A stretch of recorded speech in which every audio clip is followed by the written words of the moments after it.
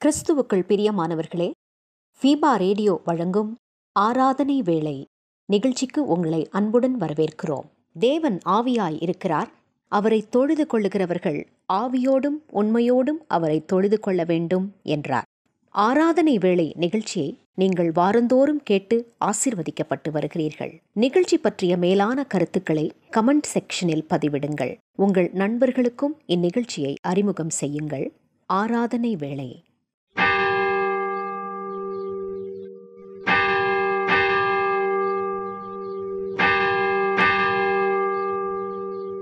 ஆராதனை வேளை.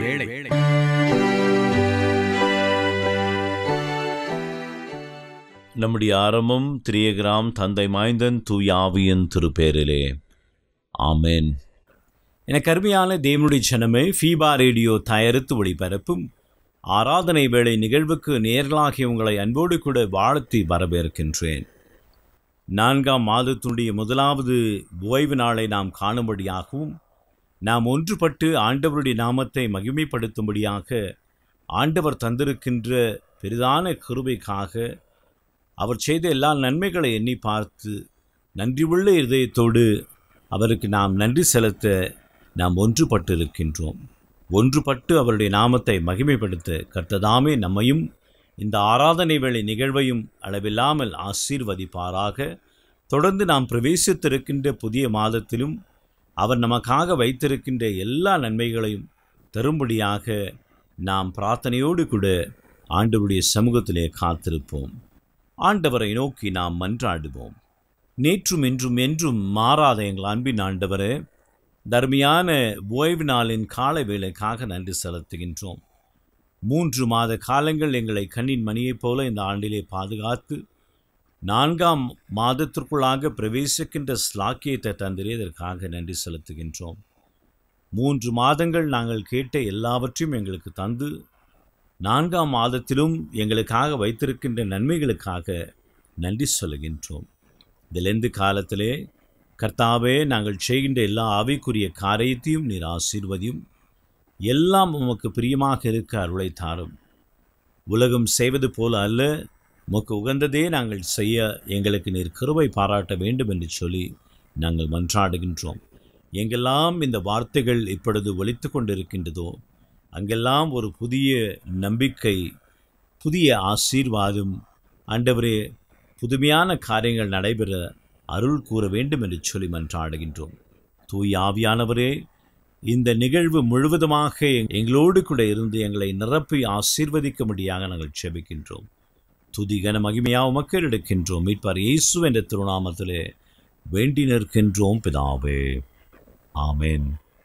தேவனுடைய நாமத்தை புகழ்ந்து பாடுவண்ணமாக கிறிஸ்து சபை பாமாலைகளிலே பகலோன் கதிர் போலமே என்ற பாடலை நாம் இணைந்து பாடுவோம்.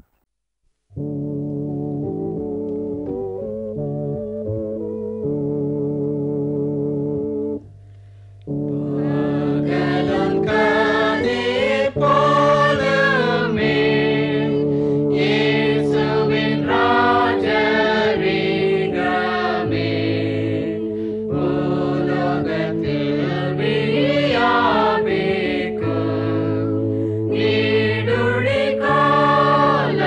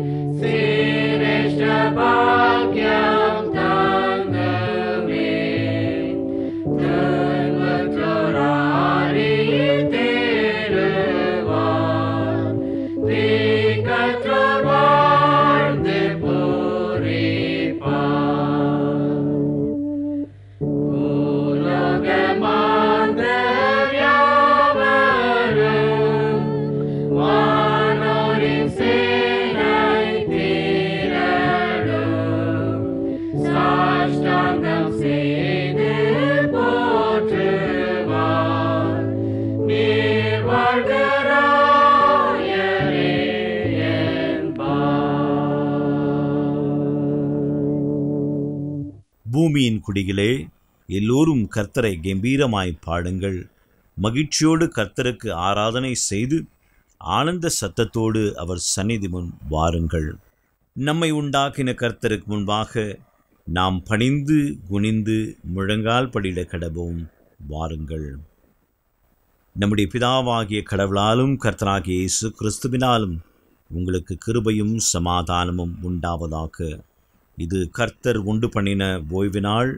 இதிலே களி கூர்ந்து நாம் அனைவரும் மகிழ கடவோம். சற்று நேரம் அமைதியோடு கூட நம்மை நாமே ஆராய்ந்து பார்ப்போம்.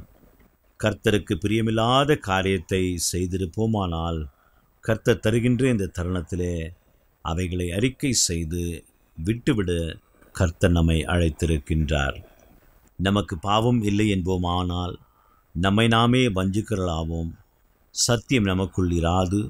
நம்முடைய பாவங்களை நாம் அறிக்கையிட்டால் பாவங்களை நமக்கு மன்னித்து எல்லா அநியாயத்தையும் நீக்கி நம்மை சுத்திகரிப்பதற்கு அவர் உண்மையும் நீதியும் உள்ளவராய் இருக்கின்றார். தன் பாவங்களை மறைக்கிறவர்கள் வாழ்வடைய மாட்டார்கள். அவைகளை அறிக்கை செய்து விட்டு விடுகிறவர்களோ இரக்கம் பெறுவார்கள். மனம் திரும்புவோம், பரலோக ராஜ்யம் சமீபமாக இருக்கின்றது. பாவத்தை உண்மையோடு கூட அறிக்கை செய்த நாம் விசுவாசத்தோடு கூட பாவ மன்னிப்பு நிச்சயத்தையும் பெற்றுக்கொள்வோம். சர்வ வல்லமையும் மிகுந்த இரக்கமுள்ள ஆண்டவர் மன்னிப்பையும் பாவ நிவர்த்தியும் நமக்கு கட்டளையிட்டு அருளி வாழ்க்கை சீர்படுத்துவதற்கான காலத்தையும் தமது பரிசுத்தாவின் கிருபையும் தேற்றுதலையும் தந்தல்வாராக. ஆமேன். ஆண்டவரை துதியுங்கள். ஆண்டவர் நாமம் துதிக்கப்படுவதாக. இந்த நாளுக்குரிய வேத பகுதியை நாம் வாசிக்க கவனமாக கேட்போம். இன்றைய நாளுக்கென்று தெரிந்து கொள்ளப்பட்ட வேத பாடம் சங்கீதங்களின் புத்தகம், சங்கீதம் 120 வசனங்கள் 1 துவங்கி 7 வசனங்கள் முடிய. கர்த்தருடைய வசனத்தை கேட்போம். என் நெருக்கத்திலே கர்த்தரை நோக்கி கூப்பிட்டேன், அவர் எனக்கு செவி கொடுத்தார். கர்த்தாவே, பொய் உதடுகளுக்கும் கபட நாவுக்கும் என் ஆத்துமாவை தப்புவியும். கபட நாவே, உனக்கு என்ன கிடைக்கும்? உனக்கு என்ன செய்யப்படும்? பலவானுடைய கூர்மையான அம்புகளும் சூறை செடிகளை எரிக்கும் தழலுமே கிடைக்கும். ஐயோ, நான் மேசக்கியிலே சஞ்சரித்தது போதும், கேதாரின் கூடாரங்கள் அண்டையிலே குடி இருந்ததும் போதும். சமாதானத்தை பகைக்கிறவர்களிடத்தில் என் ஆத்துமா குடி இருந்ததும் போதும். நான் சமாதானத்தை நாடுகிறேன், அவர்களோ நான் பேசும்போது யுத்தத்துக்கு எத்தனப்படுகிறார்கள். வாசிக்க வேண்டிய வேதபாகம் வாசித்தாயிற்று. கர்த்தருக்கே துதியும் புகழும் உண்டாகட்டும். ஆமேன். வேத பகுதியை வாசித்த நாம் அனைவருமாக இணைந்து ஒன்றுபட்டு பொதுவான பாடல்களில் தூயாதி தூயவரே உமது புகழை நான் பாடுவேன் என்ற பாடலை கரங்களை தட்டி உற்சாகமாய் பாடுவோம்.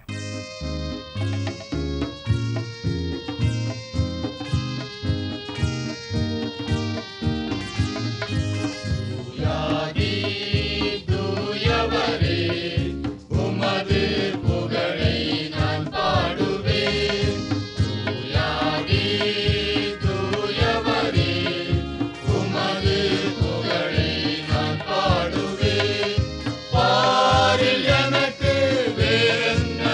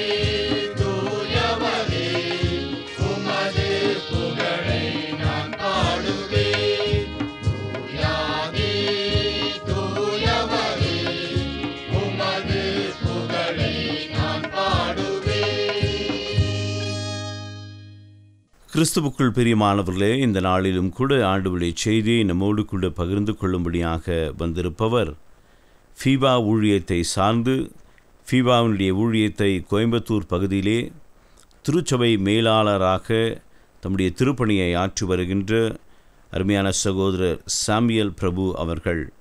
அருமையான சகோதரர் சாமியல் பிரபு அவர்கள் இன்றைய நாளுக்குரிய செய்தியை நம்மோடு கூட பகிர்ந்து கொள்வார். விசுவாசத்தோடு கூட செய்தியை நாம் கேட்போமாக. ஃபீபா நேயர்களுக்கு அன்பின் வாழ்த்துக்கள்.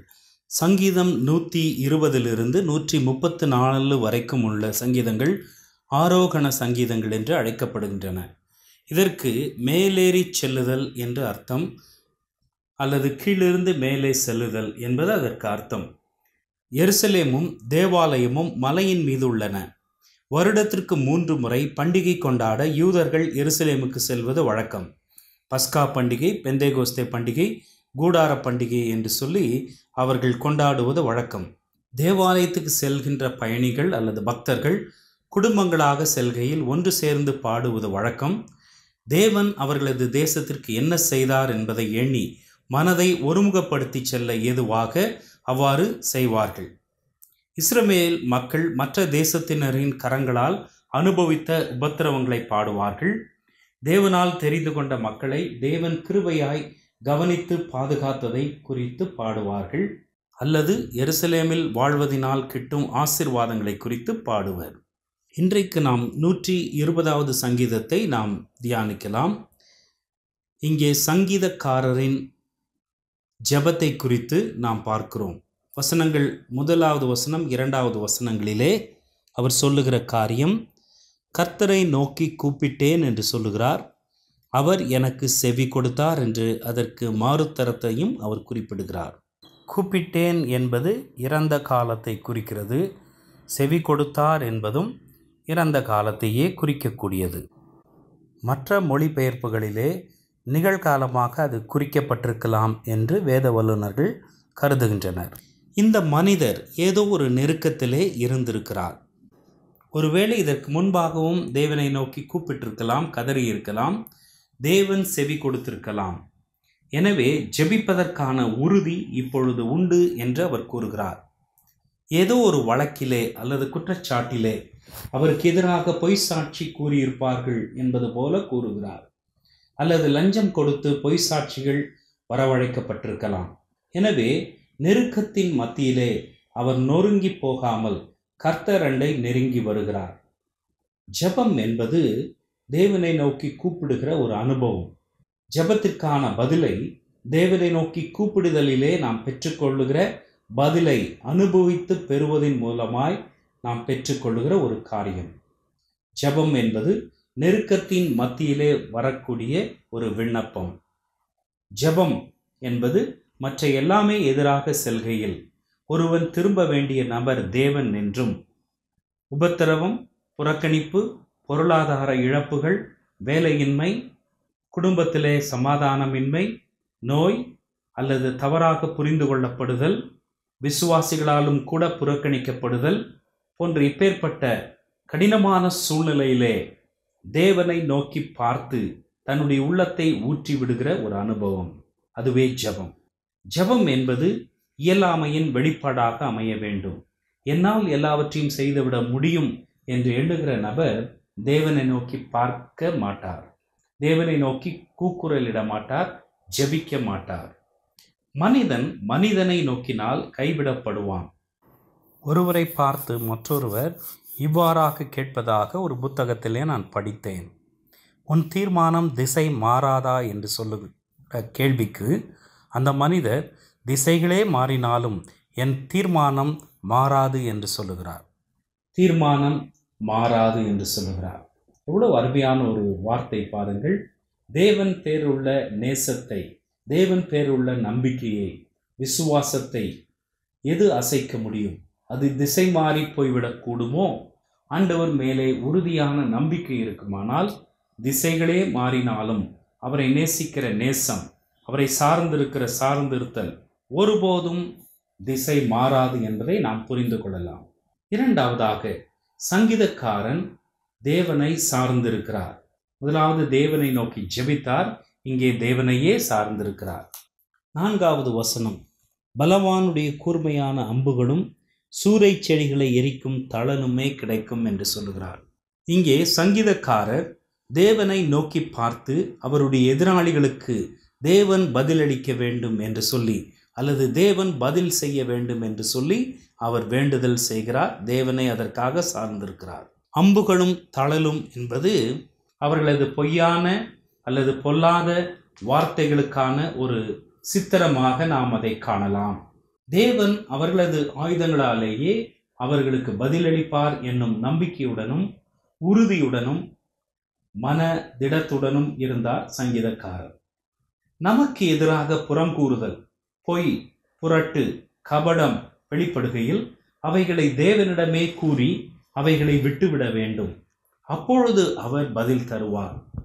நாம் பதிலளித்து விட்டால் தேவன் பதிலளிக்க வேண்டிய அவசியமில்லை. தேவன் நமக்கு பதிலாக அவர் யுத்தம் செய்வார். இஸ்ரவேல் ஜனங்களை பார்த்து ஆண்டவர் சொன்னார், அல்லது மோசே சொன்னார், நீங்கள் சும்மா இருங்கள், கர்த்தரே உங்களுக்காக யுத்தம் செய்வார் என்று.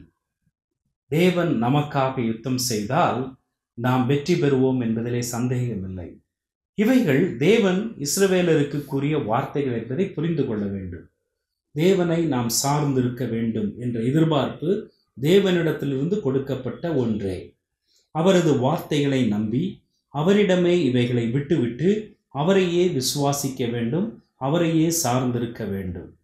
நம்மை நாம் சார்ந்து பதிலளிக்க முற்பட்டால் அதிலே தோல்வியடைவோம், அல்லது நிறைவான ஆசீர்வாதத்தை காண முடியாது, நித்திய விடுதலையை பெற்றுக்கொள்ள முடியாது.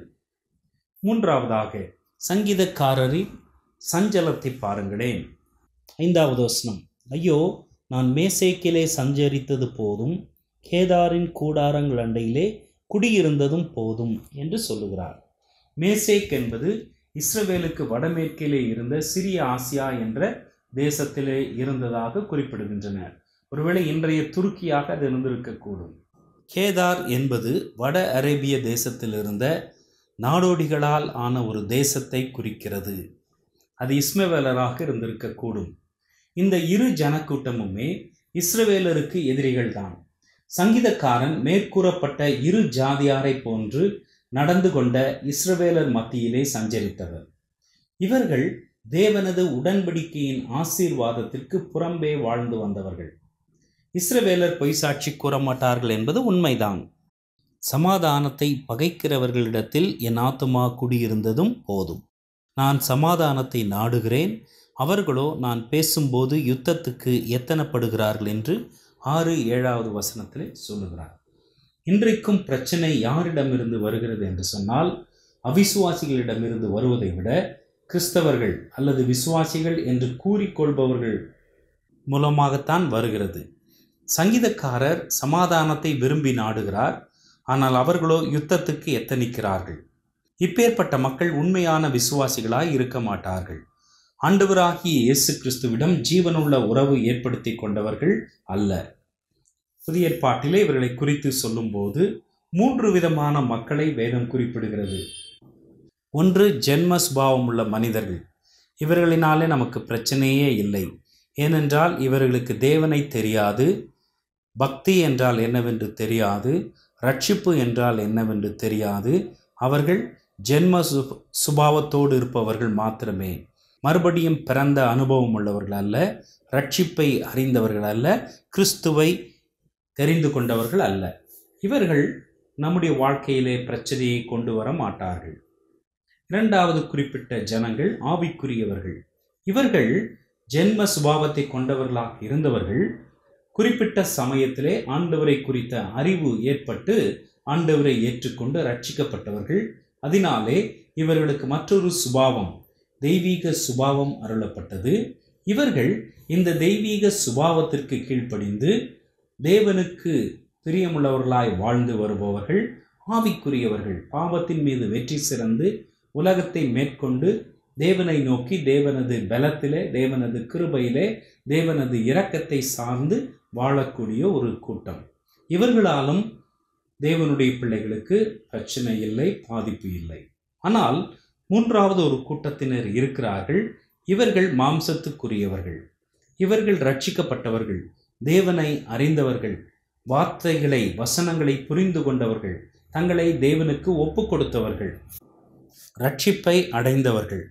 ஆனால் இவர்களுக்குள்ளே மாம்ச சுபாவம் அல்லது ஜென்ம சுபாவம் இருப்பதை போன்றே ஆவிக்குரிய சுபாவம் இருந்தாலும் ஜென்ம சுபாவத்திற்கு அல்லது மாம்ச சுபாவத்திற்கு அதிக உணவளித்து வளர்ச்சியற்றவர்களாய், மாம்சத்துக்கு விரோதமாய் ஆவி போராடும், ஆவிக்கு விரோதமாய் மாம்சம் போராடும்.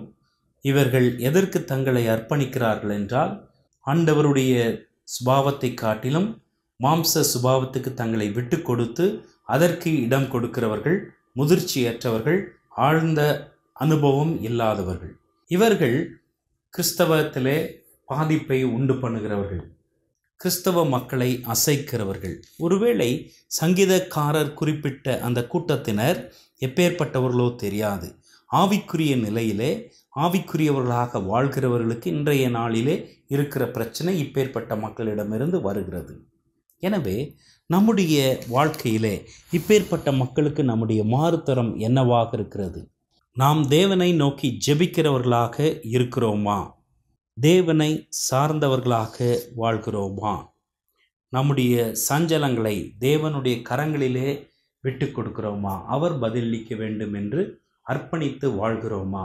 தேவனை சார்ந்து முதிர்ச்சியுள்ள மக்களாக வேத வசனத்தை வாசித்து ஜெபித்து அதன் பாதையிலே நடக்கிறோமா? அப்படியானால் சங்கீதக்காரரை போல முதல் வசனத்தில் அவர் சொல்லுகிறார் அல்லவா, என் நெருக்கத்திலே கர்த்தரை நோக்கி கூப்பிட்டேன், அவர் எனக்கு செவி கொடுத்தார் என்று சொல்லி நேர்மறையான பதிலை கூறக்கூடியவர்களாய் வாழ முடியும். அப்பேற்பட்ட கிருபையை தேவன் நமக்கு தந்தருள்வாராக. எனக்கு அருமையான தேவனுடைய ஜனமே, இந்த நாளிலுமாக நம்முடைய கடந்து வந்து ஆண்டவருடைய செய்தியை பகிர்ந்து கொண்டு அருமையான சகோதரர் சாம்பியல் பிரபு அவர்களுக்கு ஃபீபா ஊழியங்களின் சார்பிலும் ஆராதனை வேளை நேயர்களாகிய உங்கள் அனைவரின் சார்பிலும் வாழ்த்துக்களையும் நன்றிகளையும் தெரிவித்துக் கொள்கின்றோம். கர்த்ததாமே அவரையும் அவருடைய ஊழியத்தையும் அவருடைய குடும்பத்தையும் அளவில்லாமல் ஆசீர்வதிப்பாராக. சத்தியத்தை கேட்டு நாம் அனைவருமாக இணைந்து நம்முடைய விசுவாசத்தை அப்போஸ்தலர் விசுவாச பிரமாணத்தின் வாயிலாக அறிக்கை செய்து அதை நாம் உறுதிப்படுத்துவோமாக. வானத்தையும் பூமியையும் படைத்த சர்வ வல்லமையுள்ள பிதாவாகிய தேவனை விசுவாசிக்கிறேன். அவருடைய ஒரே குமாரனாகிய நம்முடைய நாதர் இயேசு கிறிஸ்துவையும் விசுவாசிக்கிறேன்.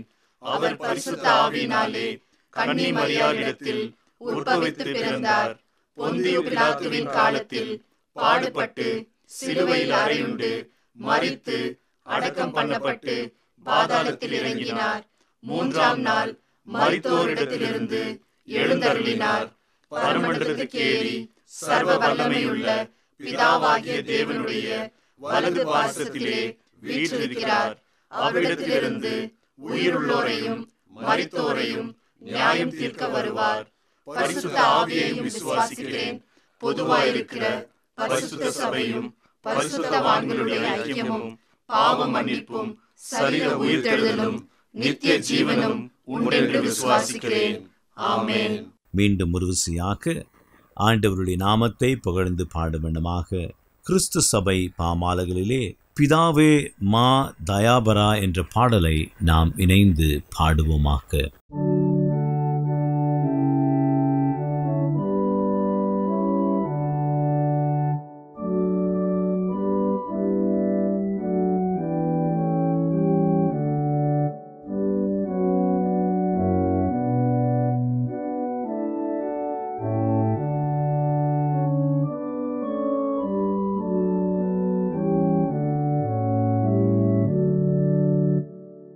Pidavi ma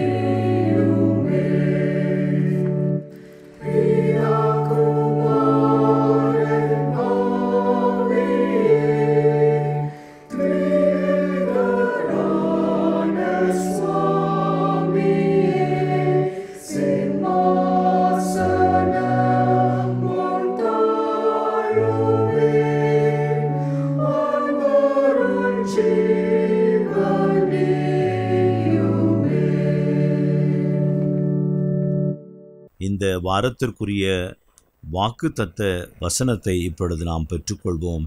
சங்கீதம் 16:8. கர்த்தரை எப்பொழுதும் எனக்கு முன்பாக வைத்திருக்கின்றேன். அவர் என் வலது பார்சத்திலே இருக்கிறபடியால் நான் அசைக்கப்படுவதில்லை. ஆண்டவரை நோக்கி நாம் மன்றாடுவோம். இரக்கங்களின் பிதாவே, எல்லா ஆசீர்வாதங்களுக்கும் ஊற்று, தர்மியான காலை வேளைக்காக நன்றி செலுத்துகின்றோம். பரிசுத்த அலங்காரத்துடனே கர்த்தரை தொழுது கொள்ளுங்கள். இன்றுபடிய வேத வாக்கின்படிய 4ஆம் மாதத்தினுடைய முதலாவது ஓய்வு நாளிலே நாங்கள் அனைவருமாக ஒன்றுபட்டு இந்த ஆராதனை வேளை நிகழ்வை கேட்கும்படியான ஸ்லாக்கியத்தை எங்களுக்கு தந்திரே நன்றி செலுத்துகின்றோம். 3 மாத காலங்கள் எங்களை வழிநடத்தினீரே, அதற்காக ஸ்தோத்திரங்களை எடுக்கின்றோம். 4ஆம் மாதத்திலே நாங்கள் கேட்ட அனைத்து காரியங்கள் நிறைவேறும்படியாக கிருபைகளை தாரும். ஆண்டவரே, இப்பொழுதுமாக இந்த சத்தியத்தை கேட்ட மது பிள்ளைகள் அனைவரையும் நீர் ஆசீர்வதிக்கும்படியாக நாங்கள் செபிக்கின்றோம். கர்த்தர் அவருடைய எல்லா தேவைகளையும், தனிப்பட்ட தேவைகள், குடும்பத்தின் தேவைகள், பிள்ளைகளுடைய எதிர்காலம் எல்லாவற்றையும் கர்த்ததாமே இந்த மாதத்திலும் வருகின்ற நாட்களிலும் நீர் ஆசீர்வாதமாக தர வேண்டும் என்று சொல்லி மன்றாடுகின்றோம். ஆண்டவரே, இந்த காலங்களிலே உம்மை குறித்து அதிகமான காரியத்தை நாங்கள் சிந்திக்கும்படியாக, வாசிக்கும்படியாக, ஜெபிக்கும்படியாக நீர் எங்களுக்கு அருள் தர வேண்டும் என்று சொல்லி மன்றாடுகின்றோம். அது மட்டுமல்லாமல் ஆண்டவரே, எங்களிடத்தில் உதவி கேட்டு வருகின்ற எல்லோருக்கும் எங்களுடைய கரங்களை நீட்ட, அன்பு பாராட்ட, கரிசனை காட்ட அருள் கூற வேண்டும் என்று சொல்லி மன்றாடுகின்ற போதிய ஆசீர்வாதத்தை எங்களுக்கு நீர் தாரும். நீர் எவனமாக எல்லோர் மீதும் அன்பு பாராட்டினீரோ அவனுமே நாங்களும் எல்லோர் மீது அன்பு பாராட்ட அருளை தாரும். இந்த காலம் எங்களுக்கு மட்டுமல்ல, எல்லோருக்கும் ஆசீர்வாதமாக அமைய அருள் தர வேண்டும் என்று சொல்லி மன்றாடுகின்றோம். கேட்ட அனைத்தையும் நீர் நன்மையாக எங்களுக்கு தருவதற்காக நன்றி செலுத்துகின்றோம். மாதம் முழுவதுமாக கர்த்தர் எங்களை ஆசீர்வதியும், வழிநடத்தும், காத்துக்கொள்ளும். துதி கன மகிமையாக உமக்கு எடுக்கின்றோம். இப்ப இயேசுவின் திருநாமத்திலே வேண்டி நிற்கின்றோம் பிதாவே, ஆமென். ஆண்டவர் சொல்லி தந்த கர்த்தரின் ஜெபத்தை நாம் ஒன்றாக இணைந்து சொல்லுவோம். பரமண்டலங்களில் இருக்கிற எங்கள் பிதாவே, உம்முடைய நாமம் பரிசுத்தப்படுவதாக, உம்முடைய ராஜ்யம் வருவதாக, உம்முடைய சித்தம் பரமண்டலங்களில் செய்யப்படுகிறது போல பூமியிலேயும் செய்யப்படுவதாக. அன்றன்றுள்ள அப்பத்தை இன்று தாரும். எங்களுக்கு விரோதமாய் குற்றம் செய்கிறவர்களுக்கு நாங்கள் மன்னிக்கிறது போல எங்கள் குற்றங்களை எங்களுக்கு மன்னியும். எங்களை சோதனைக்குள் பிரவேசிக்க பண்ணாமல் தீமையிலிருந்து எங்களை ரட்சித்துக் கொள்ளும். ராஜ்யமும் வல்லமையும் மகிமையும் என்றென்றைக்கும் உடையவைகளே, ஆமென். ஆண்டவரின் ஆசீர்வாதத்தை இப்பொழுது நாம் பெற்றுக்கொள்வோம். தந்தையின் அன்பும் மைந்தனின் அருளும் தூயாவின் கூட்டுறவும் நல்புறவும் நம்முடனும் பிரவேசித்திருக்கின்ற புதிய மாதத்துடனும் கேட்கின்ற அனைத்து ஆசீர்வாதத்துடனும் பெற இருக்கின்ற எல்லா நன்மைகளுடனும் இன்றும் என்றும் சதா காலங்களிலும் தங்கி நிலைத்து இருப்பதாக. ஆமென்.